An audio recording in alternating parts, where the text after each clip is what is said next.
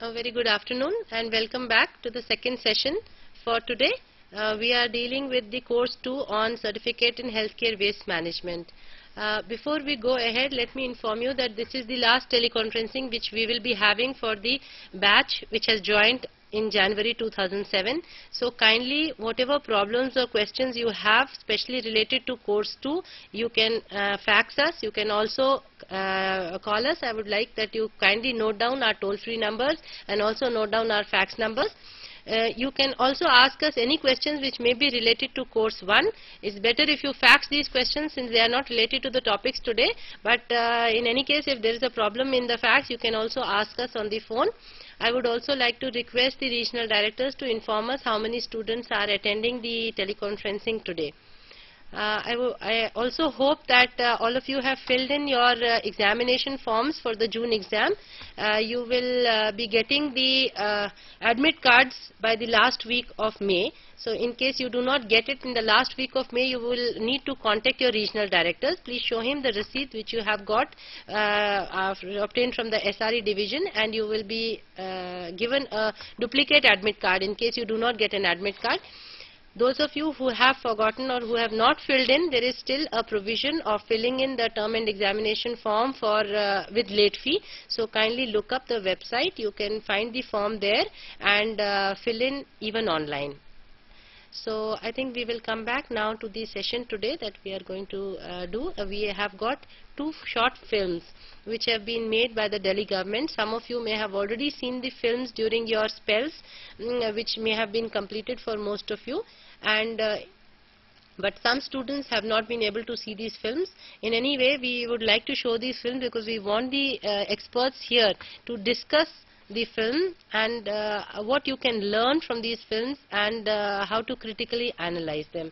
So we can see the film first and then we will have the discussion.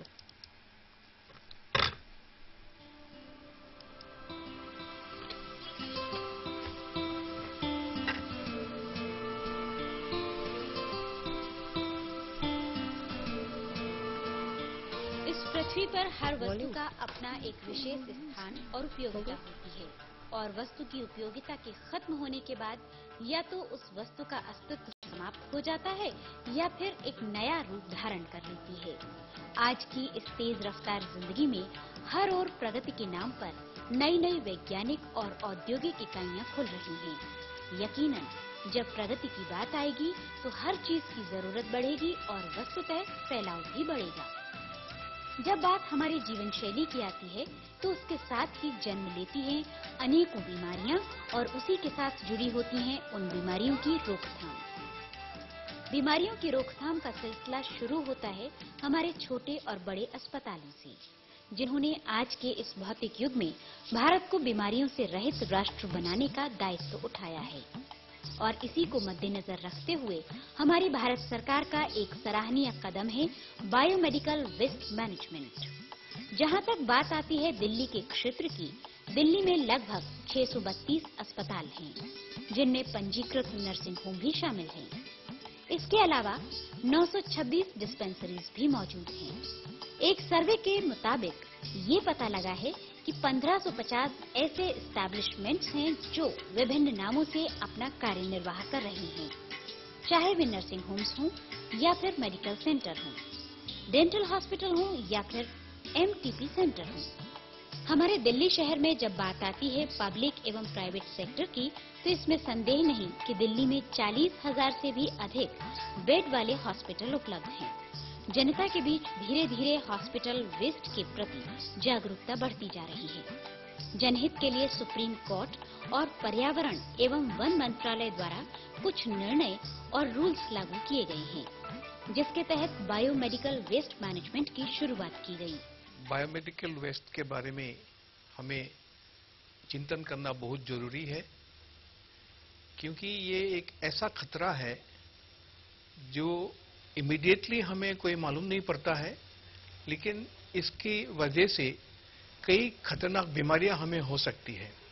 Hospital, dispensary और health care institution ये patient की care के लिए होते हैं, लेकिन पेशेंट केयर के दौरान कुछ चीजें जो वेस्ट होती हैं, जैसे सिरिंजेस, नीडल्स, आईवी सेट्स, जो ड्रेसिंग मटेरियल, इन सबको हम बायोमेडिकल वेस्ट बोलते हैं। दिल्ली के खिचड़ीपुर क्षेत्र में स्थित 100 बेड्स की क्षमता वाला लाल बहादुर शास्त्री हॉस्पिटल उन अस्पतालों में से एक है जिनमें बायोमेडिकल वेस्ट मैनेजमेंट से संबंधित सराहनीय कार्य हो रहा है। ये अस्पताल 1991 में शुरू हुआ था और इसमें सारे डिपार्टमेंट्स हैं, मेडिसिन, सर्जरी, गायनी, IENT। और जैसे ये शुरू में जब अस्पताल खुला था तो ये 500 OPD पेशेंट्स के लिए था, पर धीरे धीरे इधर OPD की जो रजिस्ट्रेशन है और जो मरीज आ रहे हैं वो बढ़ते चले जा रहे हैं। और 1996 में हम लोग ने इंडोर पेशेंट्स भी एडमिट करने शुरू करे। कैजुअलिटी 1996 से 99 में धीरे धीरे बढ़ाते गए और 99 में जब हमारी कैजुअलिटी सर्विसेज शुरू हुई तभी हमारी ये बायोमेडिकल वेस्ट डिस्पोजल की जो प्रोग्राम था वो इम्प्लीमेंट हुआ। ऑनरेबल कोर्ट के आदेश पर सरकार ने बायोमेडिकल वेस्ट मैनेजमेंट के लिए जो इंस्ट्रूमेंट, इक्विपमेंट लिए जाते उनकी प्रक्रिया शुरू कर दी थी और जो डेडलाइन दी थी हमारे यहाँ पर इंसिनेटर 99 में स्टार्ट हो गया था। कोर्ट की भी जो डेडलाइन थी वो दिसंबर 99 थी, उससे पहले ही हमने यहाँ पर इंसिनेटर स्टार्ट कर दिया था। उसके बाद हमने दूसरे पार्ट कवर करने के लिए 2000 के जुलाई 2000 में हमने ऑटोक्लेव एंड श्रेडर, जो कि दूसरे पार्ट को का ट्रीटमेंट होता उसको किया था, स्टार्ट किया था। जाहिर है कि अस्पताल है तो मरीज भी आएंगे और हर किसी का दायित्व बनता है कि एक मरीज के इलाज के दौरान जो भी साधारण एवं संक्रमित पदार्थ होते हैं उनका सही तरह से डिस्पोजल किया जाए। और अगर ऐसा न किया जाए तो हम सबको पता है कि हम में से कोई भी हेपेटाइटिस बी, एड्स और अनेक वायरल बीमारियों से ग्रस्त हो सकते हैं। बायोमेडिकल वेस्ट का सही तरह से मैनेजमेंट तभी संभव है जब हॉस्पिटल में रोज इकट्ठा होने वाले साधारण एवं संक्रमित कचरे को नियमित तरीके से प्रतिदिन डिस्पोज किया जाए। हम अपनी बीमारी के इलाज के लिए हॉस्पिटल्स में जाते हैं, डिस्पेंसरीज में जाते हैं और वहाँ हमारा इलाज होता है। इन इलाजों के दौरान जब किसी का ऑपरेशन होता है या इन्वेस्टिगेशन वगैरह होता है, कुछ ऐसे प्रोडक्ट्स हो जाता है जैसे सिरिंजेस हुआ, ग्लव्स हुआ, स्वॉब्स हुआ, जो हमारा ट्रीटमेंट के दौरान वहाँ होता है, जो गंदे होते हैं। इन सब जो वेस्ट होता है, इन वेस्ट से हमें और भी बीमारियां, दूसरा बीमारियां हो सकते हैं। Immunisation room, casualty, minor OT, labour ward, operation theatre इत्यादि कुछ ऐसी जगह हैं जहां पर नियमित रूप से निरंतर संक्रमित कचरा एकत्रित होता है और हमारा उद्देश्य यही होना चाहिए कि segregation at the point of generation, या कहिए कि जिस स्थान पर कचरा उत्पन्न हो उसी स्थान पर अलग अलग डिब्बों या बैग्स में विभाजित हो जाए। बायोमेडिकल वेस्ट मैनेजमेंट करने के लिए सबसे जरूरी है कि हमें जो कूड़ा होता है उसको जहाँ पे भी हम कूड़ा जनरेट कर रहे हैं उसी जगह पे हमें उसको अलग अलग कूड़ेदानों में डालना होता है। इसको सेग्रीगेशन कहते हैं, segregation at the point of generation. This is the main stay of the biomedical waste. इसके लिए हमने 3 तरह के हम लोग कूड़ेदान इस्तेमाल करते हैं और उसमें 3 तरह के हम थैलियां इस्तेमाल करते हैं, लाल, पीली और काली। Now let's see what is the idea behind this segregation of wastes. The main purpose of waste segregation is to prevent it from becoming a public health hazard. Previously all this waste was thrown outside, it was picked up by rag pickers and it used to recirculate in the public and it became a very big health hazard. Now since we have AIDS and hepatitis, this was becoming an epidemic problem. So by segregation of infected wastes, we are sending these, for example, the wastes in the yellow bin is being sent for incineration and in the red bin it is being autoclaved. In this way we are saving the general public from the infective material, and also it is cost effective because the non-infected wastes then don't need to be disposed of in this manner, and it can just be given outside. So it reduces the load which needs to be incinerated or autoclaved. Biomedical waste management ने सभी की सुविधा के लिए एक आसान तरीका निकाला है। पीले बैग या डिब्बे में ऑपरेशन एवं प्री पोस्ट डिलीवरी के दौरान संक्रमित कचरे जैसे मरीजों के लिए इस्तेमाल की हुई पट्टियां, रुई, पैड्स, प्लास्टर, उनके खून व मवाद से लिप्त कपड़े, ऑपरेशन के दौरान निकाले गए शरीर के कई अंग इत्यादि इस बैग में डाले जाते हैं। लाल रंग के डिब्बे या बैग में पीवीसी के पदार्थ, IV bottles, syringes, tubes, gloves इत्यादि डाले जाते हैं।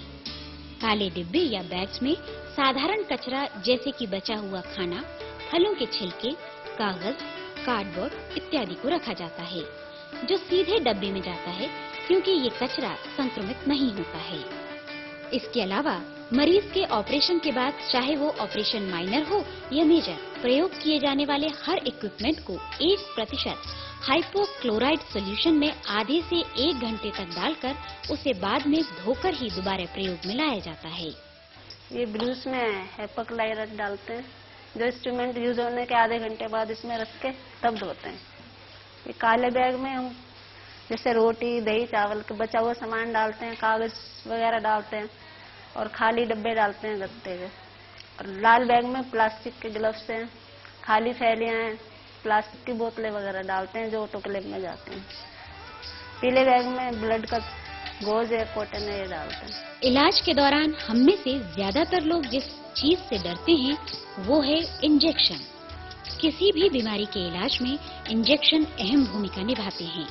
अनेक संक्रमित बीमारियों से ग्रसित मरीजों को लगने वाली सुइयां अक्सर उचित ढंग से डिस्पोज नहीं की जाएं तो वो बीमारियों को तेजी से फैलाने का काम करती हैं।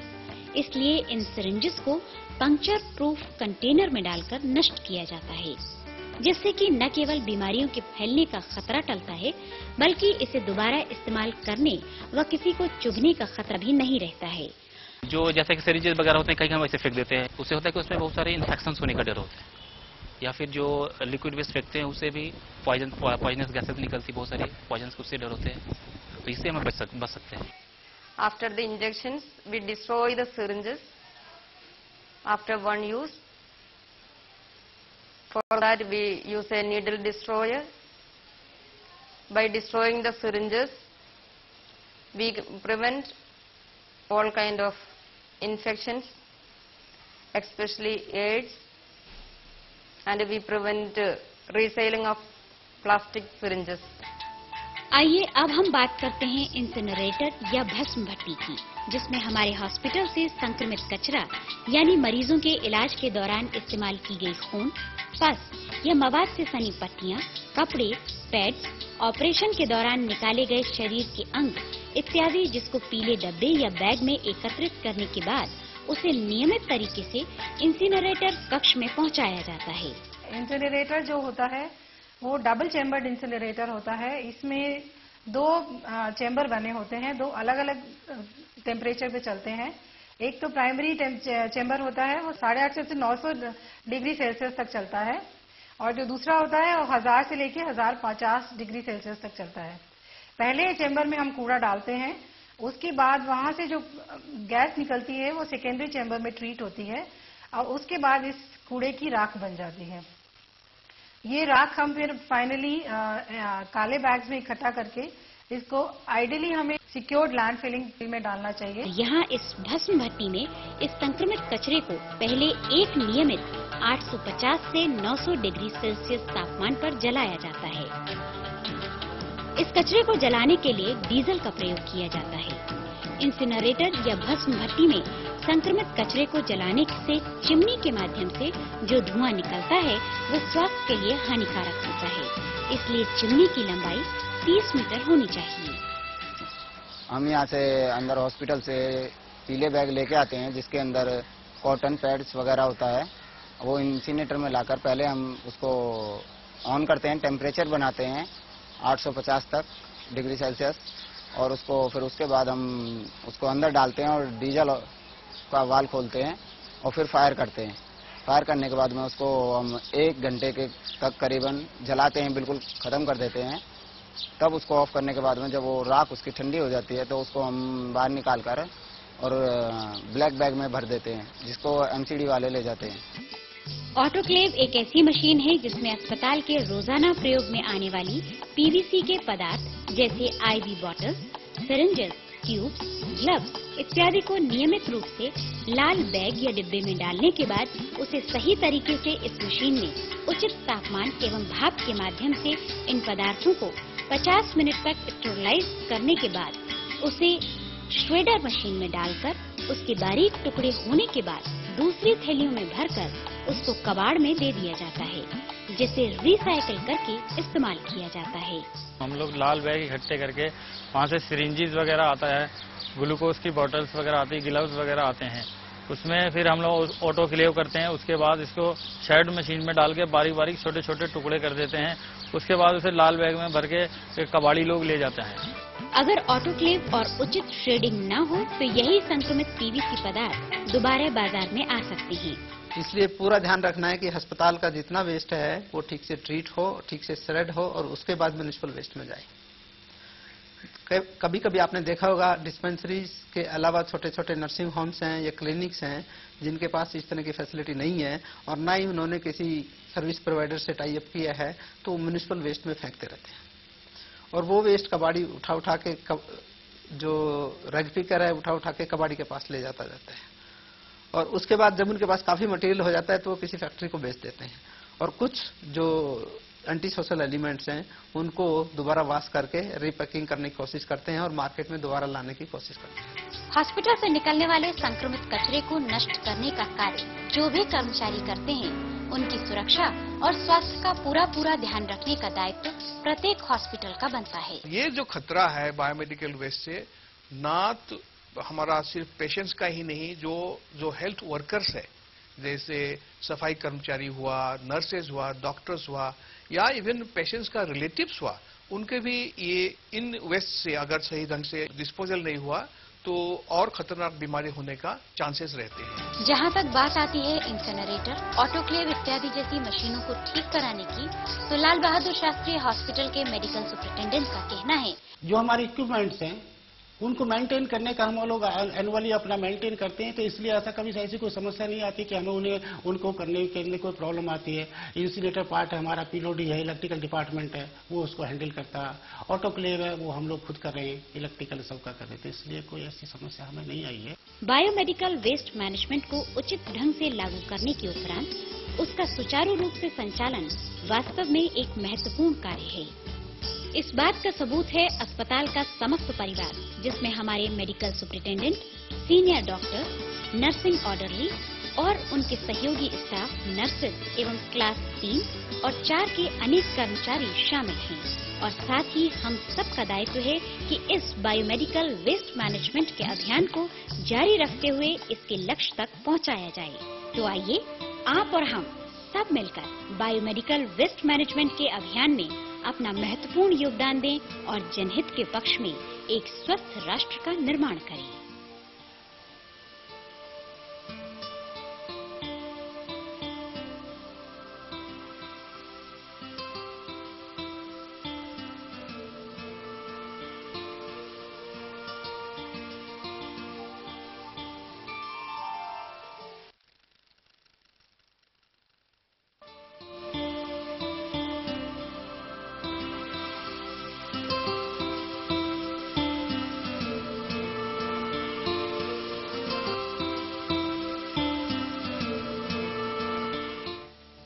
ईश्वर ने हर वस्तु को किसी न किसी उद्देश्य से बनाया है।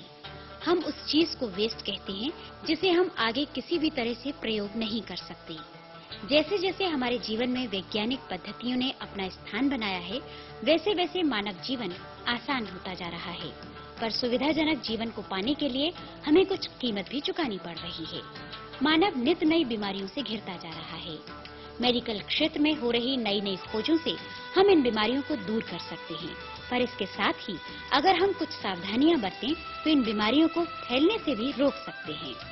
अस्पतालों में मरीजों के इलाज के दौरान निकलने वाली रुई, पट्टियां, सुइयां, इंजेक्शन आदि के माध्यम से बीमारियां एक व्यक्ति से दूसरे व्यक्ति तक फैलती हैं। अस्पतालों से निकलने वाले इसी साधारण एवं संक्रमित कचरे को बायोमेडिकल वेस्ट के नाम से जाना जाता है। दिल्ली में प्रतिदिन लगभग 6000 मीट्रिक टन से भी अधिक म्युनिसिपल वेस्ट निकलता है। अगर इस कचरे का 1% भी बायोमेडिकल वेस्ट के रूप में लिया जाए तो भी ये 60 टन से अधिक हो जाता है। दिल्ली में स्थित अरुणा आसफ अली हॉस्पिटल 100 बेड की क्षमता वाला हॉस्पिटल है, जो कि सुप्रीम कोर्ट और पर्यावरण एवं वन मंत्रालय के निर्देशानुसार BMWM यानी बायोमेडिकल वेस्ट मैनेजमेंट का सुचारू रूप से संचालन करता आ रहा है। बायोमेडिकल वेस्ट एक्ट जो 1998 में दिल्ली सरकार ने बनाया था, इसके पीछे मेन कारण था कि दिल्ली में कई सरकारी हॉस्पिटल हैं, प्राइवेट हॉस्पिटल हैं, डिस्पेंसरी हैं, नर्सिंग होम हैं, क्लिनिक्स हैं, और इन सब में पेशेंट आते हैं, उनका एक्सेस, उनको इंजेक्शन लगते हैं, उनको ब्लड देते हैं, ब्लड निकलता है और बॉडी के कई तरह के फ्लूइड निकलते हैं, और ऑपरेशन के बाद कई तरह के जो गंदे अंग निकले जाते हैं बाहर। और ये पहले हम लोग इनको ऐसे ही बाहर फेंक दिया करते थे, और इससे कई तरह का पोल्यूशन, जैसे हवा का पोल्यूशन, पानी का पोल्यूशन और कूड़ा करकट में इन्फेक्शन का डर, कीटाणु का पलना, ये सब होता था। ये एक्ट 1998 में बना, और शुरू में जब ये एक्ट बनाया गया उसमें इसको बायोमेडिकल वेस्ट का नाम रखा गया। बायो मीन जो जिंदा चीज के से कोई भी गंदी चीज निकलती है उसको कैसे मैनेज करना है और उसको कैसे डिस्पोज ऑफ करना है। हॉस्पिटल में प्रतिदिन विभिन्न बीमारियों से ग्रस्त मरीज आते हैं। उसके इलाज के लिए विभिन्न वस्तुएं जैसे सुई, रुइयां, पट्टियां, इंजेक्शन, IV बॉटल्स आदि का प्रयोग किया जाता है। अब सवाल ये उठता है कि इन वस्तुओं को कैसे विभाजित किया जाए। इस समस्या का एक आसान हल BMWM यानी बायोमेडिकल वेस्ट मैनेजमेंट ने निकाला है। अलग अलग रंगों के डिब्बे एवं प्लास्टिक बैग जैसे कि लाल, पीले और काले रंग के इन प्रक्रिया में प्रयोग किए जाते हैं। अब बात आती है कि इन कचरों को अलग अलग कैसे किया जाए और किन कैटेगरीज में करें। बायोमेडिकल वेस्ट मैनेजमेंट ने सभी की सुविधा के लिए एक आसान तरीका निकाला है। हमारा सबका ये एक कर्तव्य होता है कि बायोमेडिकल वेस्ट को सही ढंग से हम ट्रीटमेंट करें, इसको इलाज सही ढंग से हम डिस्पोज करें। ये जो बायोमेडिकल वेस्ट से जो बीमारियां हो सकते हैं, इससे सबसे कॉमन तो है जैसे हेपेटाइटिस का हुआ है, एड्स हुआ होता है, या इवन ट्यूबरकुलोसिस का भी चांसेस रहता है। चौथी बात है इसके वजह से जैसे कोई टूटा हुआ सिरिंजेस हुआ, निडल्स हुआ, इसके इंजुरी के वजह से वहाँ इन्फेक्शन हो सकता है, और वो इन्फेक्शन हुआ बहुत खतरा वाली बात होते हैं। इसीलिए हमारा ये प्रथम बहुत इम्पोर्टेंट कर्तव्य है कि बायोमेडिकल वेस्ट को हम सही ढंग से डिस्पोज करें। एक मरीज को इंजेक्शन देने के बाद संक्रमित सुइयों को निश्चित और नियमित रूप से सुइयों को नष्ट करने के बाद PVC सिरिंज को 1% हाइपोक्लोराइड सोल्यूशन में डाला जाता है। पेशेंट को इंजेक्शन लगाने के बाद हम उसका जो रैपर होते हैं उसको जर्नल बेस में डिस्ट्रॉय करते हैं, एंड जो कॉटन होता है जिसमें ब्लड स्टेन लगा होता है उसको हम येलो बैग में डिस्ट्रॉय करते हैं, क्योंकि इसमें ब्लड होता है, ब्लड स्टेन इन्फेक्टेड मटेरियल होता है, इसलिए हम उसको येलो पॉलिथीन में डिस्कार्ड करते हैं। आफ्टर दैट हम नीडल को ये बंद करते हैं। बंद करने के बाद हम सिरिंज एंड पिस्टल दोनों को सेपरेट करते हैं, हाइपोक्लोराइड सॉल्यूशन के अंदर डिस्कार्ड कर देते हैं। एंड डिस्कार्ड इसलिए करते हैं ताकि वो रीयूज ना हो जाए सिरिंज, और जिससे काफी सारी जो बीमारियां है जैसे एड्स है, हेपेटाइटिस है, वो उसे प्रिवेंट किया जा सके। बायोमेडिकल वेस्ट का मैनेजमेंट जरूरी इसलिए है क्योंकि ठीक से यदि हम मैनेजमेंट नहीं करेंगे तो कुछ इन्फेक्शन, कुछ इंजरी इससे हमें हो सकती है, और स्पेशली जैसे शार्प जिसे हम कहते हैं, जो कट इंजरी और प्रिक इंजरी कर सकते हैं, वो ज़्यादा डेंजरस होते हैं। मैं आपको बता दूं कि बायोमेडिकल वेस्ट से एक तो हेपेटाइटिस, HIV और दूसरे जो इन्फेक्शंस हैं TB, निमोनियाज जो हम इनहेल कर सकते हैं, उससे भी हो सकते हैं। और इन सब से बचने का तरीका एक ही है कि जो इन्फेक्टेड बायोमेडिकल वेस्ट है उसको हम ठीक से ट्रीट करें। ट्रीट करने के बाद इसको म्युनिसिपल वेस्ट में जा सकता है। अरुणा आसफ अली हॉस्पिटल ने बायोमेडिकल वेस्ट मैनेजमेंट के क्षेत्र में एक नया कदम उठाया है। जैसा कि छोटी दवाइयों की बोतल के उपयोग के बाद उसे ऑटोक्लेव होने पर लेबल निकालने के बाद दोबारा अपने ही हॉस्पिटल में प्रयोग में लाया जाता है।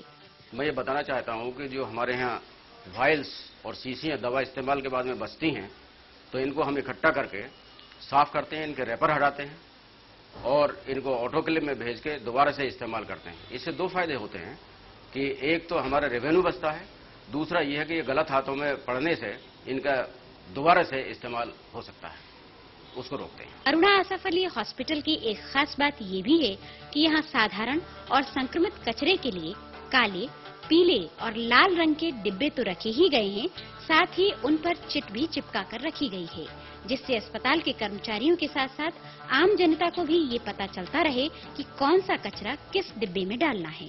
मैं इसका इलाज कराने के लिए आया हूँ यहाँ, और जो समझाते हैं जैसे डॉक्टर लोग हैं, नर्स हैं, सब समझाते हैं, गाइड करते हैं। अच्छा, बच्चे का इलाज सही चल रहा है मेरा। जो काले बैग मतलब डस्टबिन है, इसमें कालापन नहीं है, इसमें कूड़ा डालने के लिए बोलते हैं, अच्छी बात है। यहाँ भी समझेंगे, घर वालों को भी समझाएंगे और बाहर भी करेंगे इस काम को। बायोमेडिकल वेस्ट मैनेजमेंट ने सभी की सुविधा के लिए एक आसान तरीका निकाला है। पीले बैग या डिब्बे में ऑपरेशन एवं प्री पोस्ट डिलीवरी के दौरान संक्रमित कचरे जैसे मरीजों के लिए इस्तेमाल की हुई पट्टियां, रुई, पैड्स, प्लास्टर, उनके खून व मवाद से लिप्त कपड़े, ऑपरेशन के दौरान निकाले गए शरीर के कई अंग इत्यादि इस बैग में डाले जाते हैं। लाल रंग के डिब्बे या बैग में पीवीसी के पदार्थ, IV bottles, syringes, tube, gloves इत्यादि डाले जाते हैं। काले डिब्बे या बैग्स में साधारण कचरा जैसे कि बचा हुआ खाना, फलों के छिलके, कागज, कार्डबोर्ड इत्यादि को रखा जाता है, जो सीधे डब्बे में जाता है क्योंकि ये कचरा संक्रमित नहीं होता है। इसके अलावा मरीज के ऑपरेशन के बाद चाहे वो ऑपरेशन माइनर हो या मेजर, प्रयोग किए जाने वाले हर इक्विपमेंट को 1% हाइपोक्लोराइड सॉल्यूशन में आधे से 1 घंटे तक डालकर उसे बाद में धोकर ही दोबारा प्रयोग में लाया जाता है। इलाज के दौरान हम में से ज्यादातर लोग जिस चीज से डरते हैं वो है इंजेक्शन। किसी भी बीमारी के इलाज में इंजेक्शन अहम भूमिका निभाते हैं। अनेक संक्रमित बीमारियों से ग्रसित मरीजों को लगने वाली सुइयां अक्सर उचित ढंग से डिस्पोज नहीं की जाएं, तो वो बीमारियों को तेजी से फैलाने का काम करती हैं। किसी भी नए नियम को लागू करने में जो सबसे बड़ी मुश्किल आती है वो आती है लोगों के सहयोग की। अरुणा आसफ अली हॉस्पिटल का एक पॉजिटिव पॉइंट ये है कि बीएमडब्ल्यू को सुचारू रूप से चलाने में हॉस्पिटल के सदस्य, medical superintendent, senior doctors, nurse या फिर क्लास 4 के कर्मचारी ही क्यों ना हो, अपना पूरा सहयोग दे रहे हैं। वो जो हॉस्पिटल और डिस्पेंसरी में जो अवशेष बचता है, जैसे ऑपरेशन वगैरह होते हैं और injection, I think it's more important for us to have a discussion now. We have seen the first film, and the second film is also somewhat similar, but of the other hospital. I think the most important message that goes is that the waste must be segregated properly in the hospital itself and must be managed to a level where it becomes non-infectious, and then only it should be sent to the municipal waste. Second part is that it should also reach the municipal waste in such a form that recyclable is not possible. So we are very lucky we have Dr. Bhagotia here with us, and I would ask him one question to begin with, and that is that this film was made some time ago. So when the film was made and the situation that is today, do you feel that there is any change in the management strategy or something else which you would like to share with the students? Any other input that needs to be given in addition to the film, you feel now after the few years that have passed? Yeah, this film was made 2 years back, maybe more than 2 years. And definite change is that more people have been trained for biomedical waste management, and there is definite segregation. The waste has reduced. That means the amount of biomedical waste generated in the particular hospital, that has reduced from 40 kg to almost 25 kg.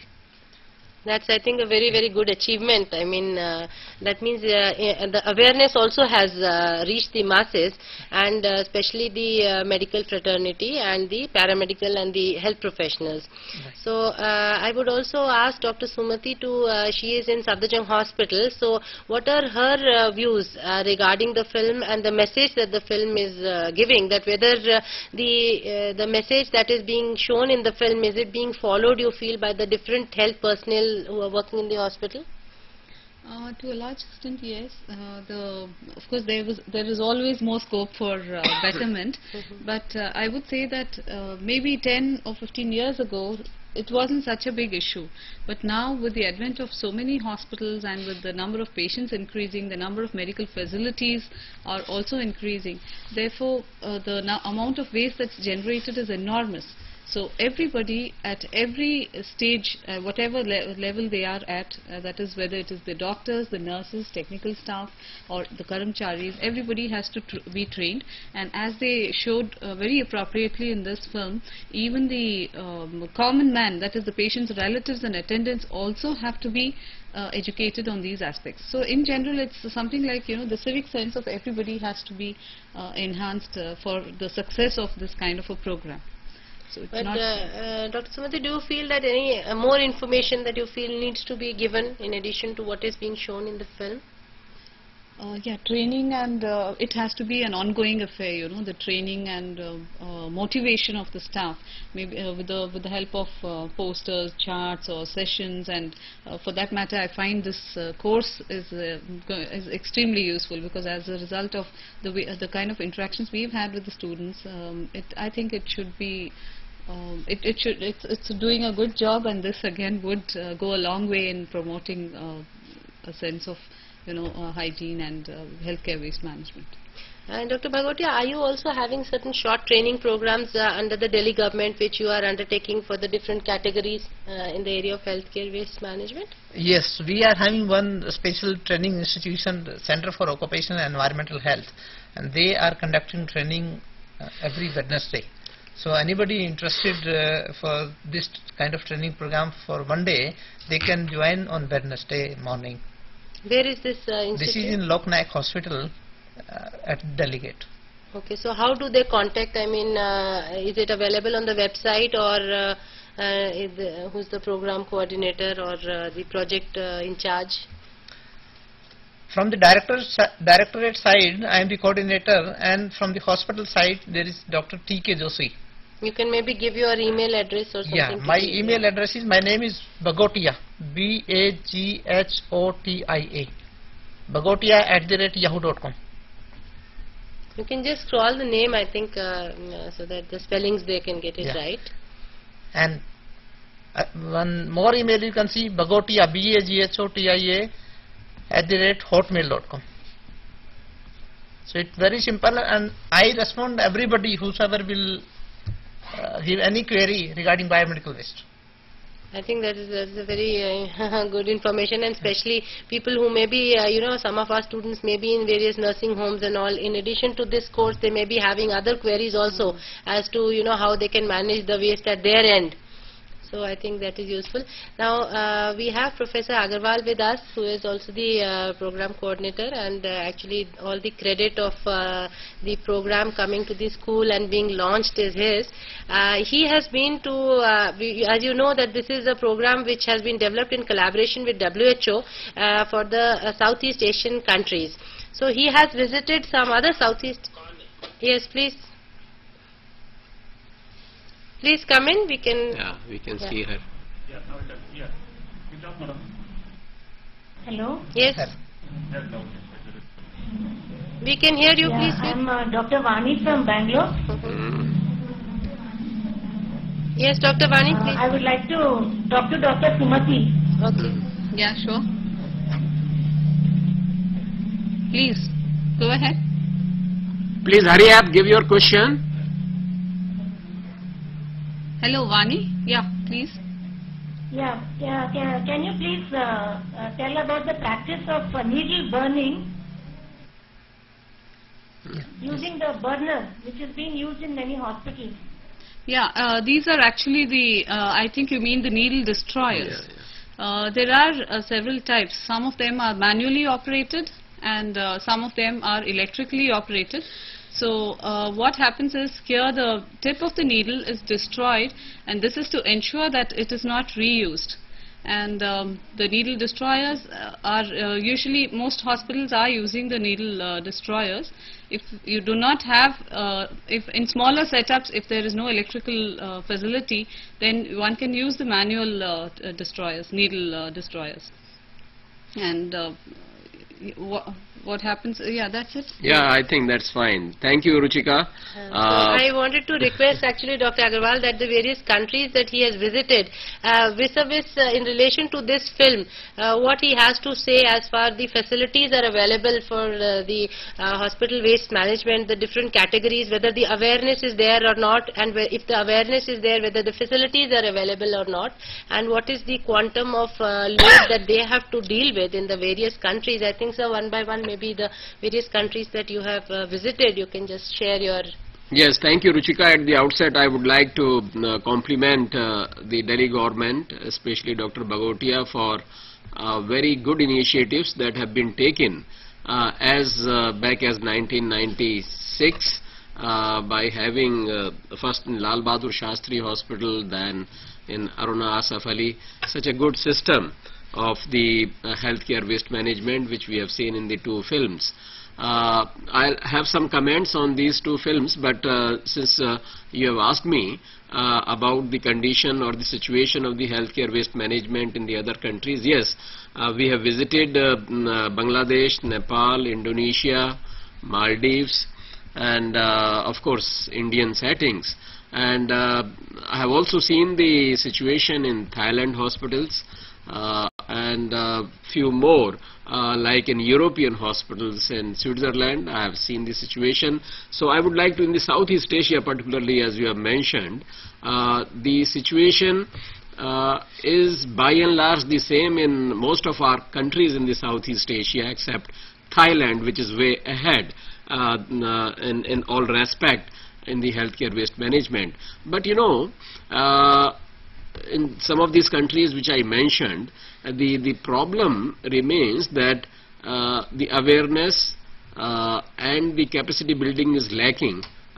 Then second point is that the biomedical waste management rules, you know, the regulation is not in place in many countries, and for that I think India is way ahead, that we have got our rules you know, announced and implemented. Of course there is a need to have some modification, and we also need to have effective implementation of the biomedical waste management rules. Then I see that in all these countries incineration and burning is still given the, you know, the preference, or I should say that there are various types of incinerators which are not... Yes, please, Bangalore, come up again. I think I must compliment Regional Director Bangalore for a very active participation. Yes, Bangalore? Please speak, Bangalore. Okay. Yes. Yeah. I am Dr. Asima. I am a microbiologist in Bangalore Medical College. Okay. Yes, please. Yes, Dr. Asima, we can hear you. My question is to Dr. Sumati. Yes. Yeah, sure. Yeah, my question is to Dr. Sumati. Sure, please. Regarding the hospital infection control, I want to ask her whether there are any specific guidelines for the government of India, or we follow CDC guidelines, or what? Does she recommend anything? Okay, thank you for your question. Yeah. What would that be? Hospital infection control guidelines. Are there any guidelines, or they have to follow the CPCP guidelines? Are there any national guidelines? Yeah, there are national guidelines. Especially what we follow is, of course, the Central Pollution Control Board has taken these aspects into consideration, and the guidelines have been formulated for the entire country. And is it a specific? Yes. Dr. Bhagotia can, I think, supplement the answer. Yeah. I think yes. This is with regard to. I think Dr. Ashima wanted to know about the hospital infection control guidelines. You know, in this respect, I would like to mention something more. You see, the National Accreditation Board for Hospitals and Healthcare Providers, they have laid down very elaborate guidelines with regard to hospital associated infections and hospital infection control. And if you go to the website of Quality Council of India and NABH, you will get the guidelines which must be implemented in good hospitals for the hospital infection control.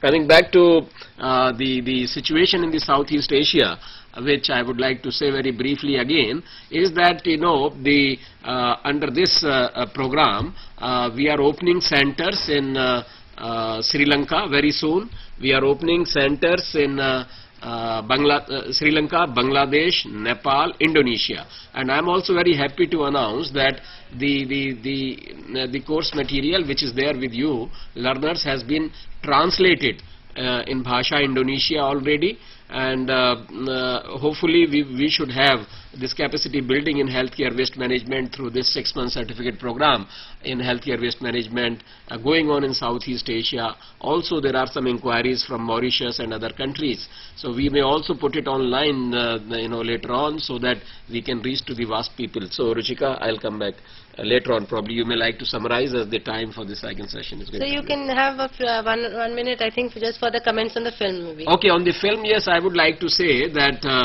the incinerator practices which we saw the manual loading of the incinerators, which are the double chamber, which should be avoided, and the incineration as such, I think, should be discouraged and or should be limited to the bare minimum hazardous biomedical waste, which should not be more than 15 to 20% of the waste.